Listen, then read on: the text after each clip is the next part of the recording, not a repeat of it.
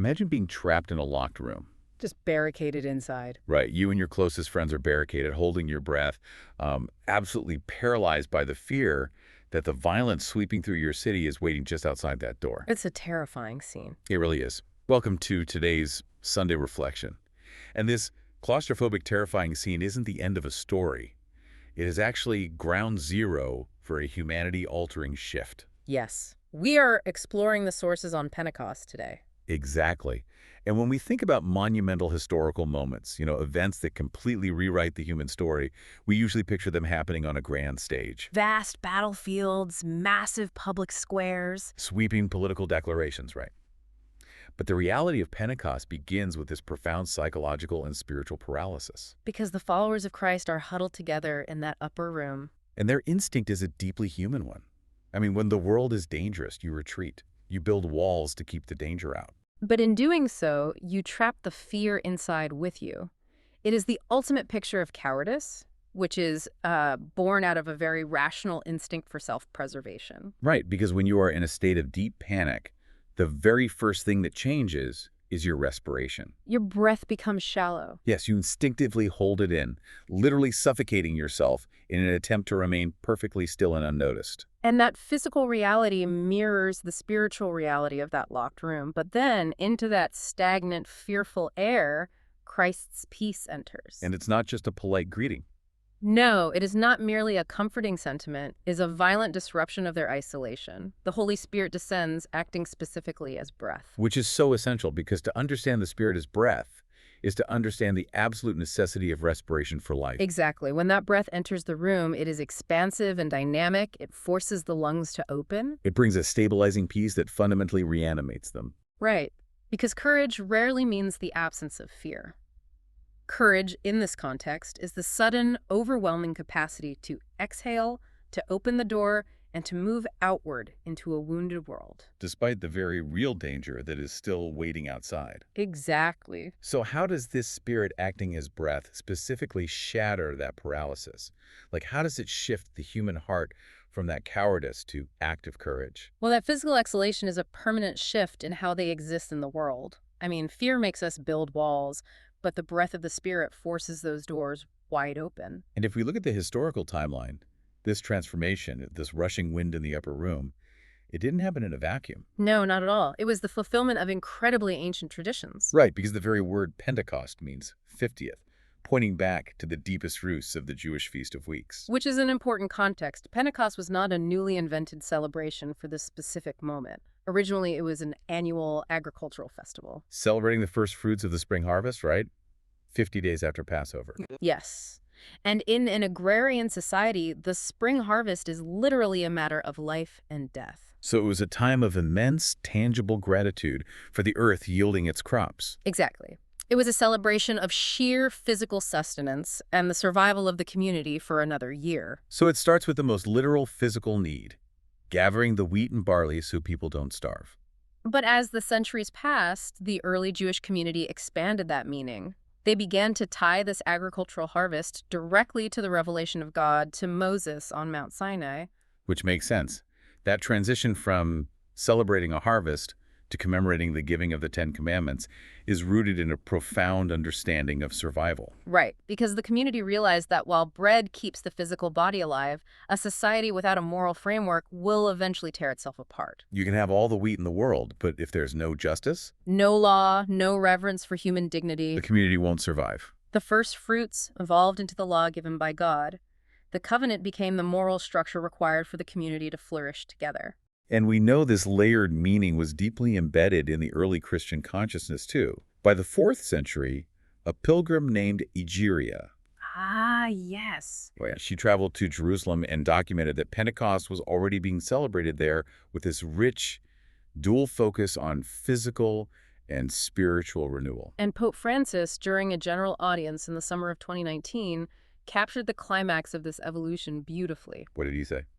He noted that with the Christian Pentecost, Christ returns to the Father's glory, but makes himself permanently present in the hearts of humanity through the Spirit. Which is a beautiful image. He said the new and definitive covenant is no longer founded on a law that is written on 2 stone tablets, but on the action of the Spirit of God, which makes all things new and is etched on hearts of flesh. Etched on hearts of flesh. That is a massive paradigm shift in how moral life is lived. It really is. A stone tablet is an external object. You can look at it, you can measure yourself against it, but it remains separate from you.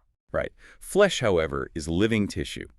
It bleeds, it feels pain, and it is highly responsive to its environment. Whereas a stone tablet feels absolutely nothing when you strike it. Let me offer an analogy for you listening right now, because this is a radical shift.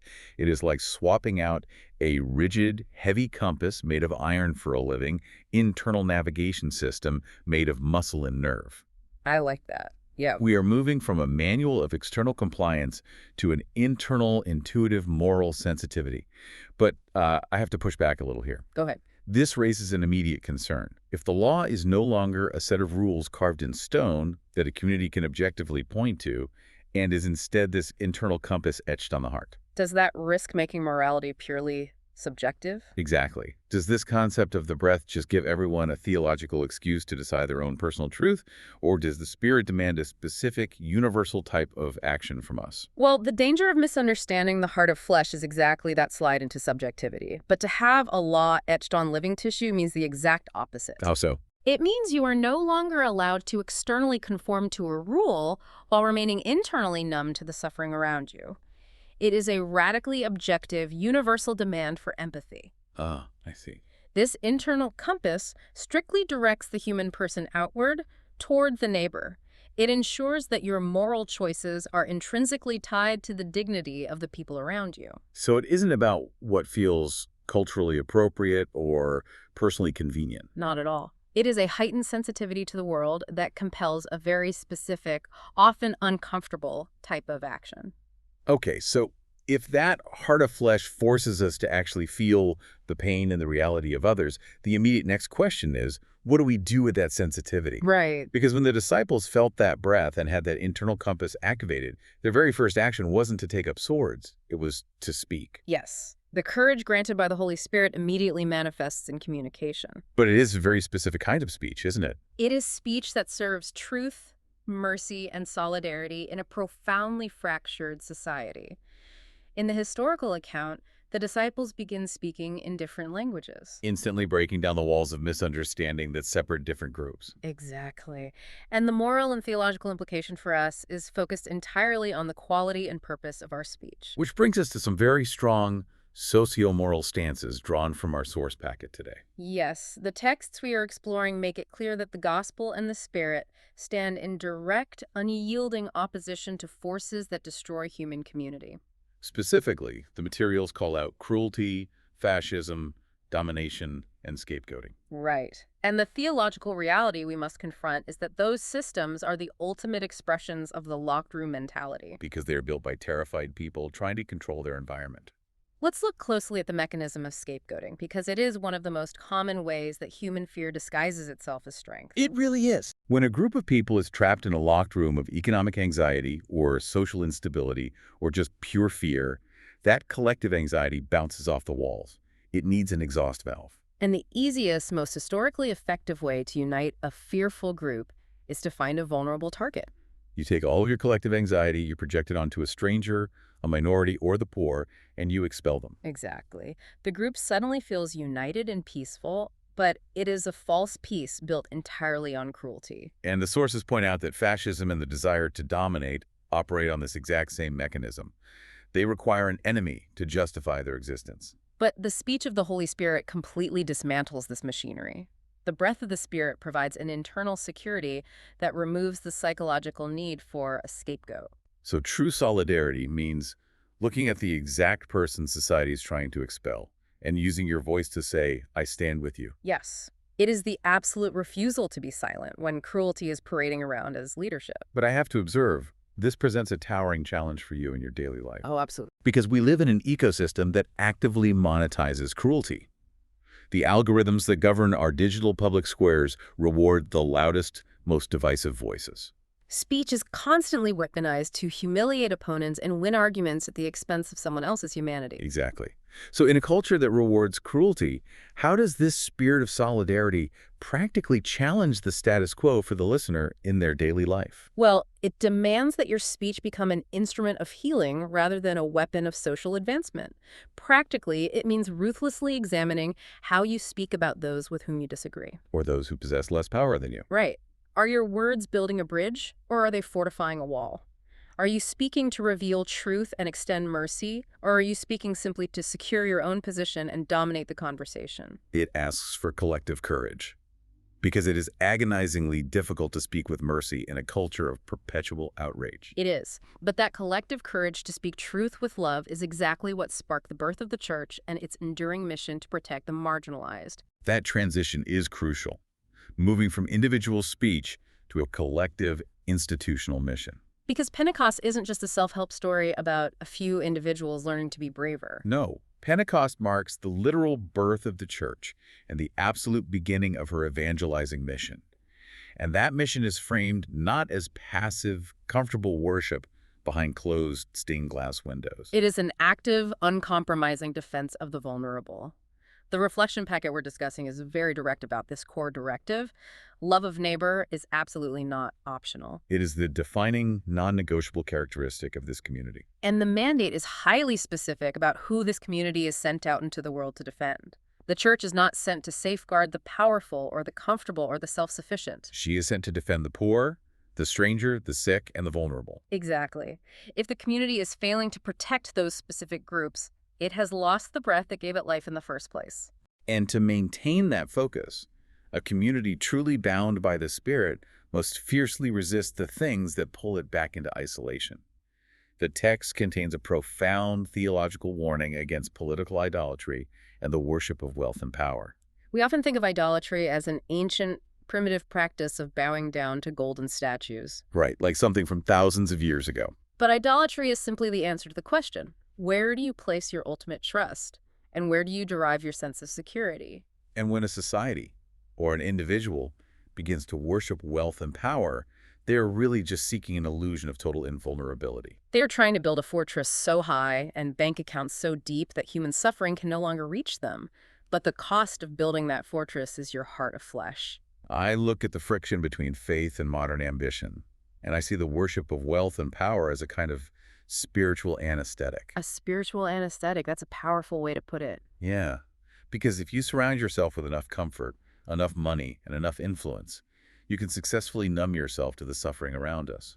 You don't have to feel the pain of the poor or the anxiety of the stranger because your wealth perfectly insulates you from their reality. Exactly. You're right back in the locked room of the upper room, but this time it's a luxury suite. But a luxury suite is still a locked room. Right. A spiritual anesthetic might temporarily alleviate your anxiety, but it simultaneously strips away your humanity. The Holy Spirit is the direct antidote to that anesthesia. It radically wakes us up. It restores feeling to the numbed, atrophied parts of our conscience. Yes. Standing against the worship of wealth isn't about villainizing success or basic comfort. It is about recognizing the exact moment when comfort morphs into a tool of blindness. So the community bound by the Spirit must resist substituting these false idols for the gospel. We have to keep our eyes wide open to those who are hurting, refusing the temptation to look away just because we have the financial means to do so. Precisely. So we have this massive explosion of courage, the shattering of the locked doors. The birth of a community dedicated to the vulnerable and the rejection of these numbing false idols.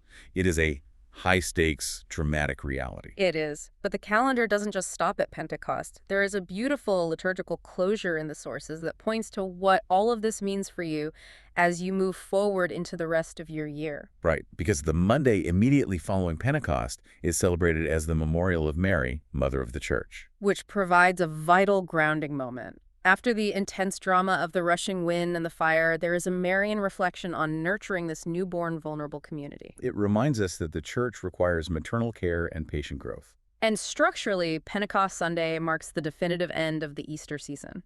What begins immediately the next day is a period known as ordinary time. Ordinary time. I have to say, after all the theological fireworks, the wind, the fire, and the radical courage, Yes. stepping into something called ordinary time almost sounds like a massive letdown. It does sound anticlimactic, doesn't it?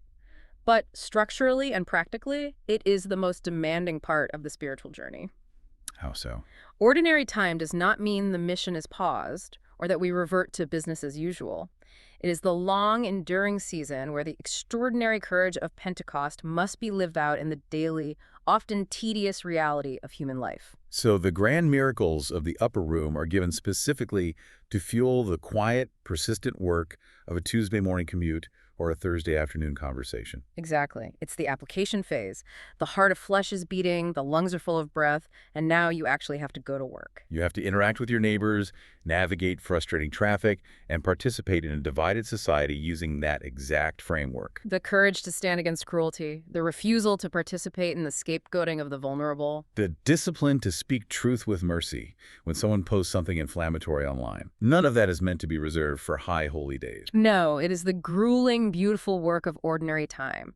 It is a comprehensive and deeply demanding vision for a human life.